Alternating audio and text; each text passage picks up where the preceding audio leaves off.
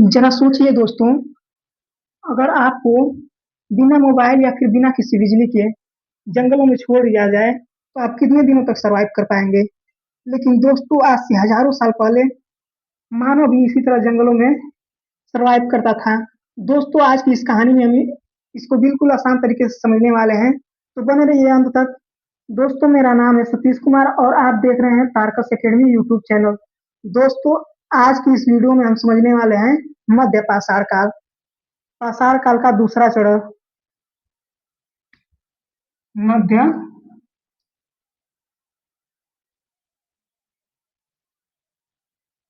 पाषाण काल। दोस्तों, इसका अवधि जो है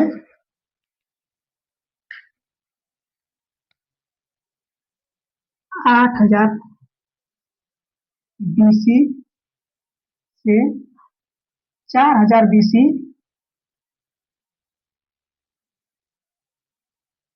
के मध्य अंतर्गत आता है।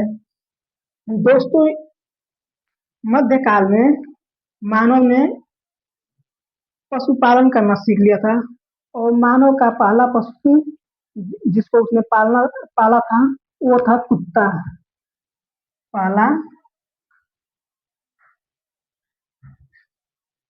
पालतू पशु जो था कुत्ता था।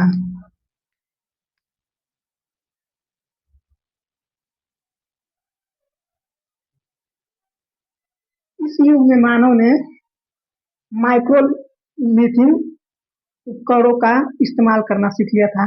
माइक्रोलिथियम उपकरण वो उपकरण होते हैं जिसमें मानव पत्थर काट काट के छोटा औजार बनाना सीख लेता है। छोटा औजार दोस्तों, उच्च पाषाण काल में भी उच्च पूरा पाषाण काल में भी मानव ने छोटा उपकरण करके पत्थरों का उपकरण उपयोग करना सीख लिया था।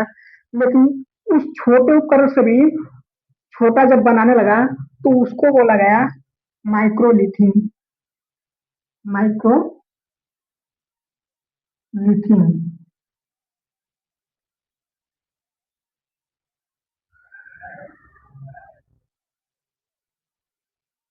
माइक्रोलिथियम औजार।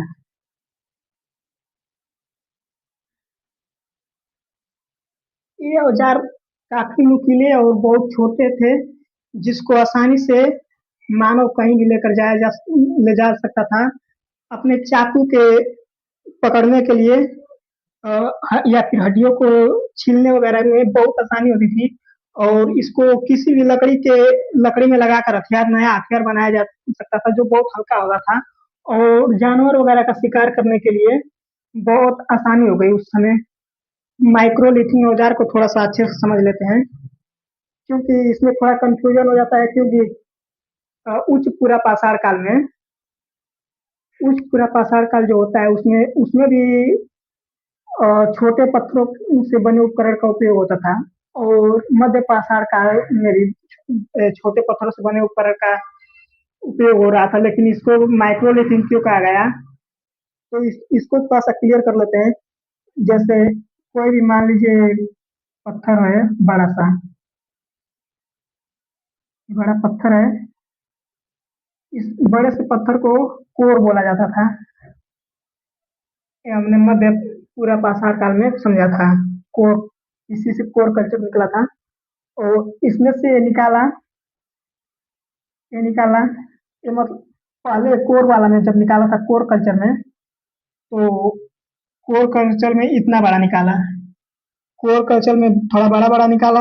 बड़े पत्थर थे और इनसे बना था औजार जो बिल्कुल मतलब वजन भी होते थे ज्यादातर और ज्यादा उसको ढोया नहीं जा सकता था, एक बार में ज्यादा नहीं ले जाया जा सकता था।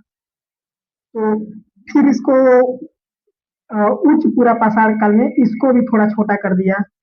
इसको इतना से इतना कर दिया, इतना छोटा छोटा कर दिया। अब यहाँ से फिर जब इतना छोटा किया तो यहाँ से आ गया हम लोगों का उच्च पूरा पाषाण काल में। उच्च पूरा पाषाण काल में और जब इससे भी छोटा कर दिया, बिल्कुल छोटा, तो यहाँ से हम लोगों का मध्य मध्य पाषाण काल आ गया।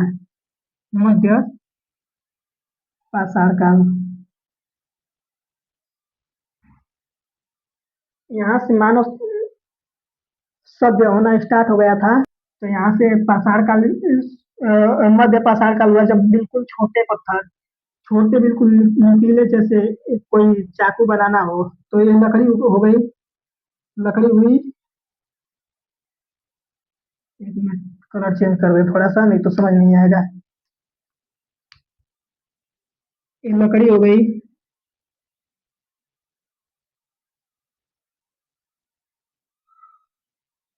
अब इतना छोटा पत्थर बना देता था कि इसमें इसको हथियार, चाकू की तरह ऐसे इस्तेमाल में लगाया जाता था। पहले वाला जो था पूरा पाषाण काल में, वो बड़ा बड़ा था, इतना बड़ा बड़ा, बहुत ज्यादा बड़ा बड़ा। लेकिन अब देखो कितना छोटा हो गया है, और लकड़ी भी इतना छोटा कर देगा, तो बिल्कुल इसको अपने कहीं भी खोज कर लेकर जा सकता था। छोटे छोटे औजार बनना स्टार्ट हो गया था, छोटा छोटा। ये पत्थर जो था, ये माइक्रोलिथ था। माइक्रोलिथ यानी छोटे आकार, इसका आकार बहुत छोटा हो गया था। इसी को बोलते हैं माइक्रोलिथ, माइक्रोलिथियम।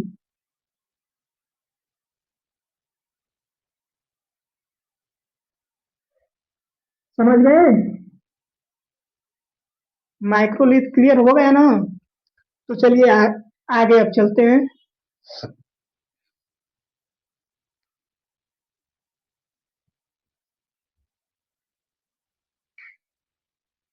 दोस्तों, इस समय के जो प्रमुख स्थल जो थे, मुख्य प्रमुख स्थल जो है,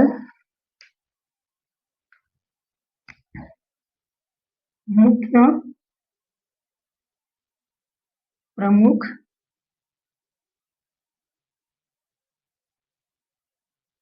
स्थल,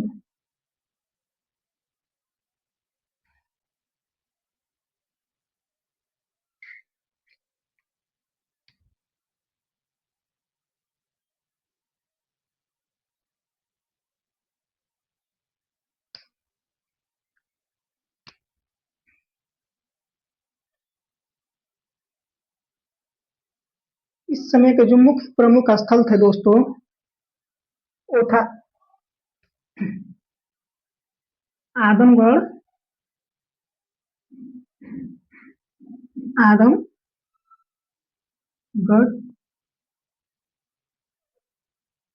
जो होशंगाबाद,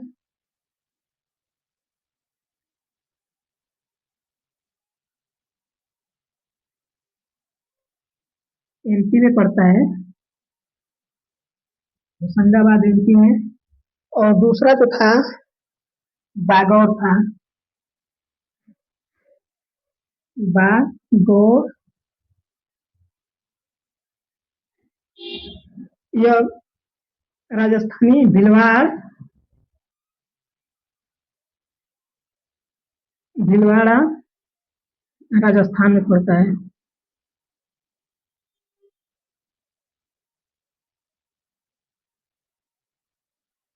दोस्तों, इसके जो प्रमुख स्थल थे, वो आदमगढ़, होशंगाबाद जो एमपी में पड़ता है, और बागौर जो भीलवाड़ा राजस्थान का जिला है वहां पे पड़ता है। और इसका एक प्रमुख स्थल था दोस्तों, भीम बेटका, भीम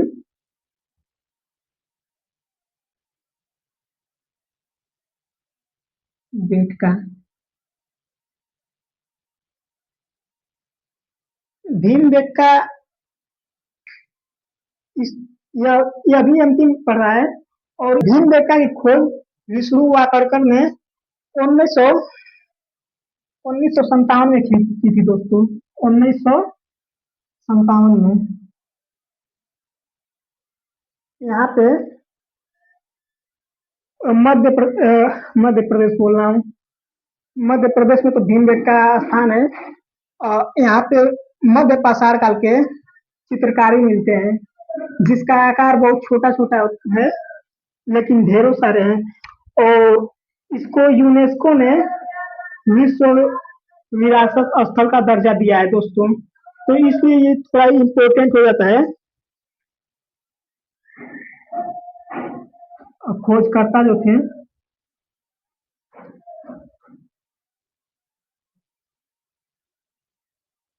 विष्णु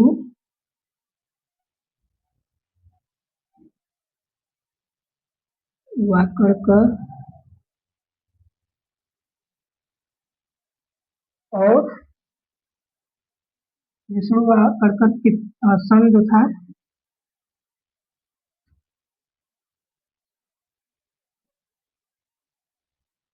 1957, सन 1957 में। और इसको यूनेस्को ने विश्व विरासत स्थल का दर्जा दिया है। यूनेस्को ने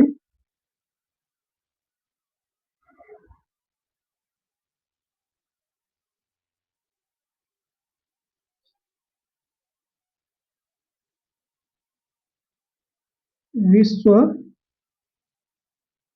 विरासत स्थल का दर्जा दिया है। तो दोस्तों, आज की इस क्लास में हमने समझा मध्य पाषाण काल। मध्य पाषाण काल में दोस्तों, यह मध्य पाषाण काल का सबसे कम अवधि वाला काल था। तो आज की इस क्लास में हमने समझा मध्य पाषाण काल और माइक्रोलिथिक और उसके उपकरण आदि के बारे में। उम्मीद करते हैं कि आपको यह वीडियो पसंद आई होगी। यदि वीडियो आपको पसंद आई दोस्तों तो इसको लाइक करें और चैनल को सब्सक्राइब करें, जिससे आने वाली सभी वीडियो आप तक सबसे पहले पहुंच सके। धन्यवाद दोस्तों। अब मिलते हैं आगे की क्लास में, यहीं से कंटिन्यू करेंगे।